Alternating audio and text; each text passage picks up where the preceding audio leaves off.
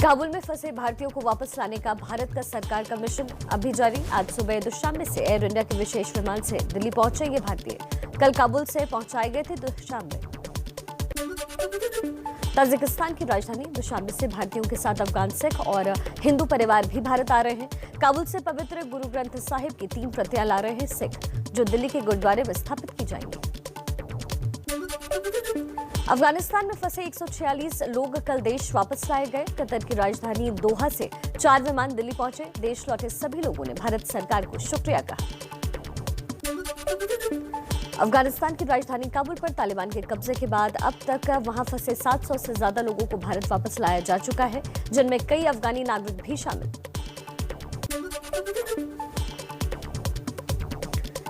PM Modi ने Germany की chancellor Angela Merkel से फोन पर बातचीत की है। अफगानिस्तान की मौजूदा स्थिति समेत कई मुद्दों पर हुई चर्चा। शांति और सुरक्षा बनाए रखने पर जोर। अफगानिस्तान संकट पर परसों सुबह 11 बजे केंद्र सरकार ने बुलाई सर्वदलीय बैठक। विदेश मंत्री एस जयशंकर सभी दलों के नेताओं को मौजूदा हालात की जानकारी देंगे। केंद्रीय मंत्री हरदीप पुरी की सीएए वाली टिप्पणी पर ओवैसी का पलटवार। कहा, क्या आपने कानून नहीं पढ़ा? आप गुमराह कर रहे हैं। पुरी ने अफगानिस्तान से आ रहे सिखों का हवाला देकर सीएए की जरूरत बताई थी। केंद्रीय मंत्री हरदीप पुरी ने कहा था, अफगानिस्तान में तालिबान के कब्जे के बाद हिंदू और सिख लोग जिस कष्टकारी दौर से गुजर रहे हैं, उसे देखते हुए नागरिकता संशोधन कानून बेहद जरूरी है।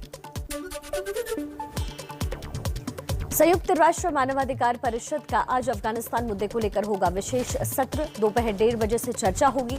अफगानिस्तान और पाकिस्तान ने विशेष सत्र बुलाने का आग्रह किया था, जिसे 89 देशों ने समर्थन दिया। ब्रिटेन के पीएम बोरिस जॉनसन ने आज अफगानिस्तान की स्थिति पर G7 देशों की वर्चुअल बैठक बुलाई है। अमेरिकी राष्ट्रपति जो बाइडेन भी शामिल होंगे।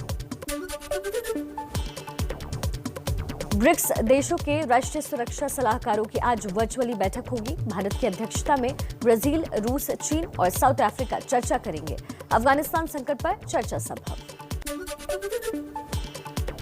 तालिबान ने अमेरिका को दी नई और खुली धमकी। कहा, अगर 31 अगस्त तक अपने सैनिक अफगानिस्तान से वापस नहीं बुलाए तो नतीजे अच्छे नहीं होंगे।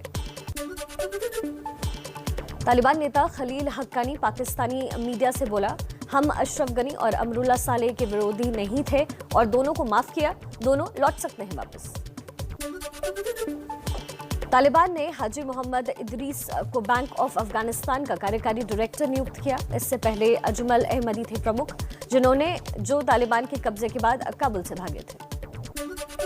अफगानिस्तान में पंजशीर घाटी के प्रमुख अहमद मसूद ने एक टीवी चैनल को दिए इंटरव्यू में कहा, तालिबान का बढ़ना चरमपंथ को नई ताकत देगा, जिसका असर यूरोप समेत पूरी दुनिया पर पड़ेगा।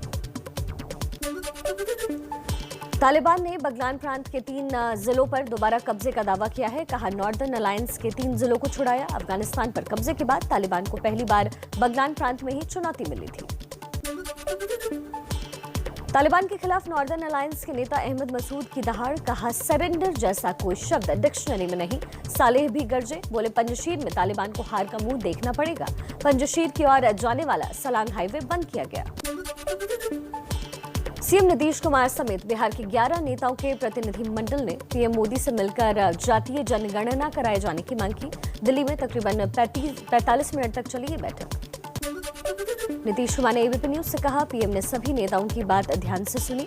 हमें उम्मीद है कि वो जातीय जनगणना की हमारी मांग पर विचार करेंगे, सकारात्मक निर्णय लेंगे। नीतीश कुमार का दावा, जातीय जनगणना कराने की सभी जातियों के लोगों का सही आंकड़ा सामने आएगा। उनके लिए योजनाएं सही से लागू की जा सकेंगी। पीएम मोदी से मिलने वाले सर्वदलीय प्रतिनिधिमंडल में शामिल आरजेडी के तेजस्वी यादव ने कहा, जातीय जनगणना राष्ट्र हित में है। कल्याणकारी योजना का लाभ वंचित तबकों को मिल सके, इसके लिए जाति के आधार पर जनगणना कराना बेहद जरूरी। जातीय जनगणना पर एआईएमआईएम चीफ असदुद्दीन ओवैसी ने कहा, पिछड़े वर्ग की बेहतरी के लिए जातीय जनगणना कराना बेहद जरूरी है। पीएम मोदी को इस पर बनाना चाहिए कानून। नेशनल कॉन्फ्रेंस के फारूक अब्दुल्ला के घर आज सुबह 11 बजे गुपकार गठबंधन की बैठक होनी है। जम्मू कश्मीर के मौजूदा हालात और आगे की रणनीति पर चर्चा होगी। फटाफट खबरों में आगे बढ़ते हुए बात कर लेते हैं कांग्रेस की कला की। छत्तीसगढ़ कांग्रेस का झगड़ा दिल्ली पहुंचा। आज सुबह 11 बजे राहुल गांधी से मिलेंगे सीएम भूपेश बघेल और टीएस सिंहदेव। 2.5 साल बाद सीएम नहीं बनाए जाने से सिंहदेव के नाराज होने की पिछले कई महीने से खबर है। पंजाब कांग्रेस में फिर छिड़ा घमासान। नवजोत सिंह सिद्धू के सलाहकार मलविंदर सिंह मल्ली अपने बयान पर कायम। कहा, जो कुछ भी कहना था सोशल मीडिया पर कह दिया। पंजाब कांग्रेस के प्रभारी हरीश रावत ने नवजोत सिंह सिद्धू के सलाहकारों के बयान पर जानकारी मांगी। बोले, कुछ भी आपत्तिजनक हुआ तो कार्रवाई होगी। सिद्धू के सलाहकार मलविंदर सिंह मल्ली ने फेसबुक पर अपने एक पोस्ट में कहा था, कश्मीर देश के 2 टुकड़े कर उस पर भारत और पाकिस्तान ने कब्जा किया। पाकिस्तान की आलोचना करने पर भी सवाल उठाए थे। सिद्धू के सलाहकार मलविंदर सिंह मल्ली ने कश्मीर वाले बयान पर सीएम अमरिंदर के बाद मनीष तिवारी भी उखड़े। कहा, पाकिस्तान के प्रति झुकाव रखने वाले लोगों को प्रदेश कांग्रेस का हिस्सा नहीं होना चाहिए। पंजाब के सीएम कैप्टन अमरिंदर सिंह ने मलविंदर सिंह मल्ली को चेतावनी देते हुए कहा था, कश्मीर पाकिस्तान जैसे मुद्दों पर न बोले, राष्ट्र विरोधी बयानों से देश का माहौल खराब होगा। कैप्टन खेमे के कांग्रेस विधायक राजकुमार वेरका ने सिद्धू के सलाहकारों की सोच को तालिबानी बताया। कहा, ऐसी तालिबानी सोच वाले सलाहकारों से किनारा करे सिद्धू।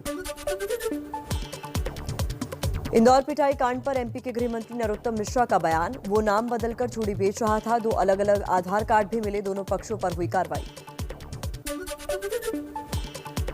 कांग्रेस ने एमपी के गृह मंत्री नरोत्तम मिश्रा को झूठा बताया। प्रवक्ता अब्बास हाफिज बोले, ये घटना शर्मनाक। चूड़ी बेचने वाला व्यक्ति बेगुनाह है, उस पर कार्रवाई गलत। एबीपी न्यूज से बोले नरोत्तम मिश्रा, कांग्रेस इसे बेवजह मुद्दा बना रही है। ये लिंचिंग की घटना नहीं, ये बच्ची से छेड़छाड़ की घटना, जिस पर कार्रवाई की दोषियों को बख्शा नहीं जाएगा। इंदौर पिटाई कांड पर असदुद्दीन ओवैसी ने शिवराज सरकार को घेरा। कहा, एमपी के गृह मंत्री खुलकर अपराधियों के लिए बहाने बना रहे हैं। चुनी हुई सरकार और उग्रवादी भीड़ में कोई फर्क नहीं। राष्ट्रीय आपदा प्रबंधन संस्थान एनआईडीएम की चेतावनी, अगले महीने आ सकती है कोरोना की तीसरी लहर, जिसमें रोज 5 लाख तक मामले आ सकते हैं। 2 महीने तक रह सकते हैं तीसरी लहर का असर।